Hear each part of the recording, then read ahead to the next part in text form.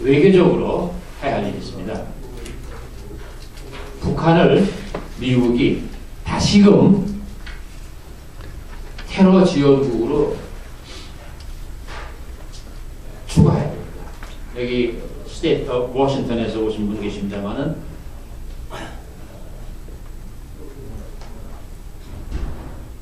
오바마가 지난번에 북한을 테러 지원국 명단에서 뺐습니다.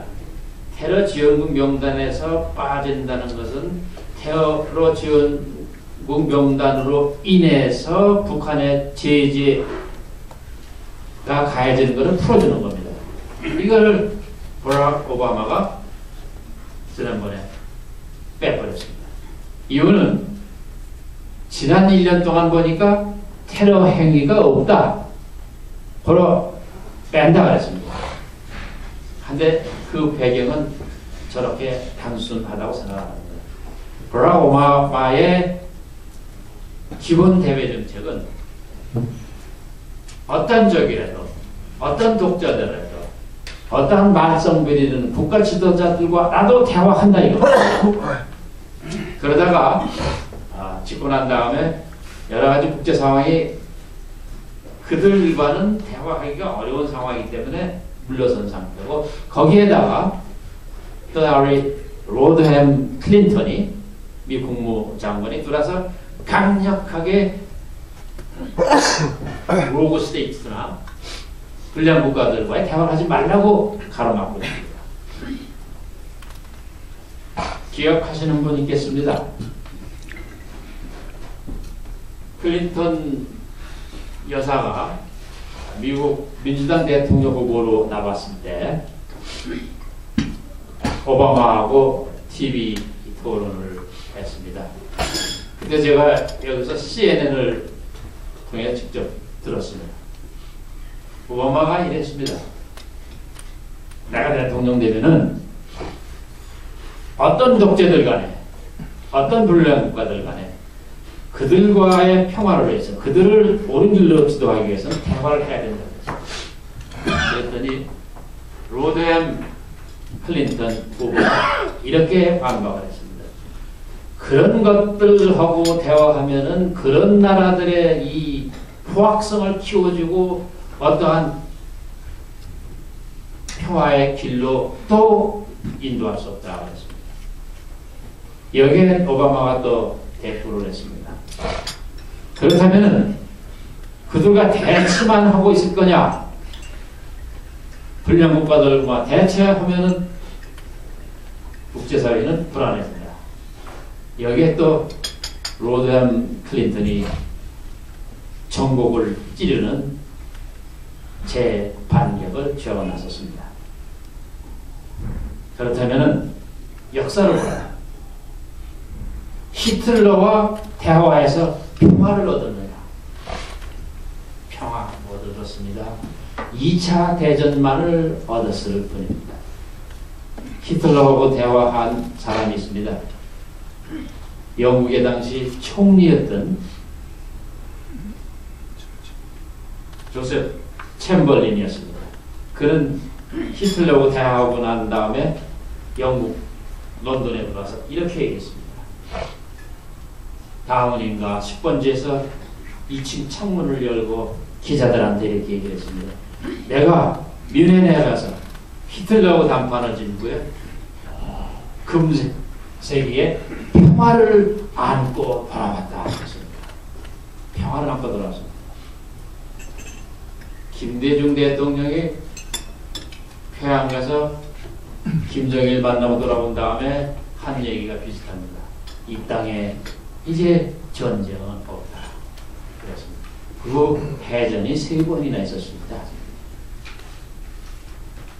당시 좀 페단틱한 말씀입니다만 윈스턴 처칠은 이렇게 얘기했습니다. 히틀러와 회담에서 얻을 건 남은 것도 없다. 앞으로 남은 것은 전쟁과 폭력밖에 없다고 했습니다.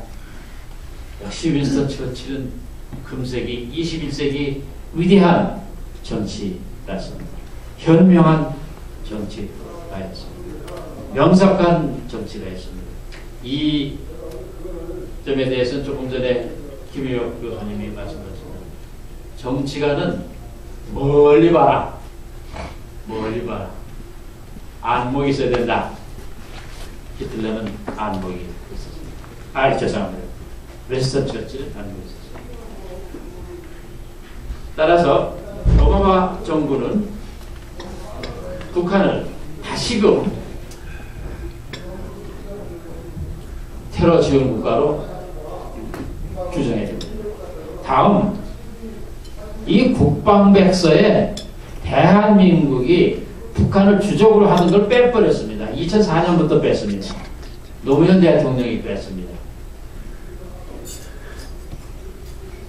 그런데 작년에 이명박 대통령도 이 북한은 주적이라는 대목을 다시 올리지 않고 전에 했으니 그냥 빼버렸습니다. 저 이거 보고 이 사람 가지고는 안 되겠는데 안목이 좀 짧아 생각했습니다.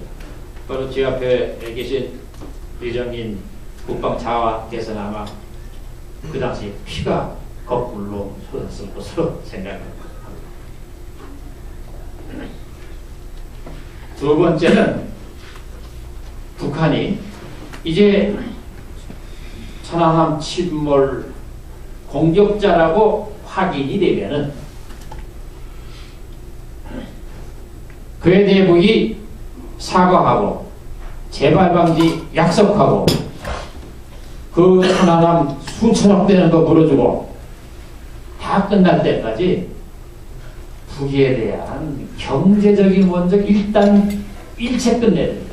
이미 대북 경제 지원은 많이 제한되고 있습니다만은 저는 종교적인 경제 지원, 문화적인 지원, 인도적인 거 다 끝나야 됩니다.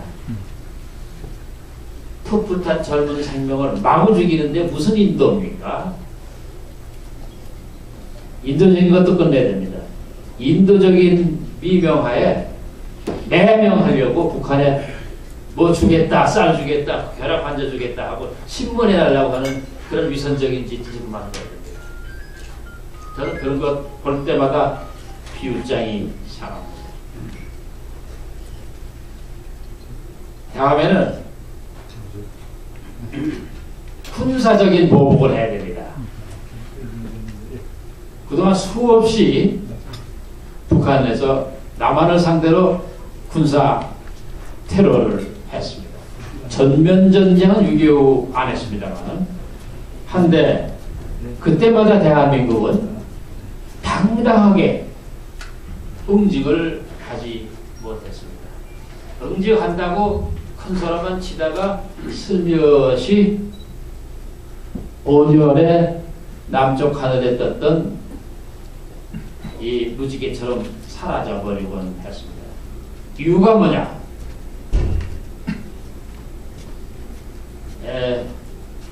응징하면 첫째, 남북한 간의 대결과 긴장이 더욱더 악화돼서 한국 경제에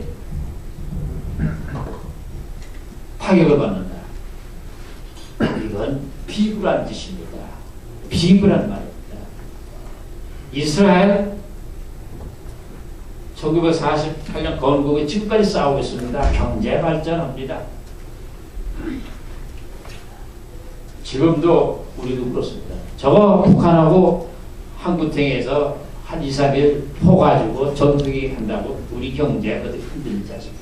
한두 달은 흔들린다. 그러나 한두 달 손해봐서 10년, 20년 평화롭게 살면 한두 달 손해본 거 수십 배 우리가 회복할 수가 있습니다. 두 번째는 서울이 휴전선에서 너무 가깝다.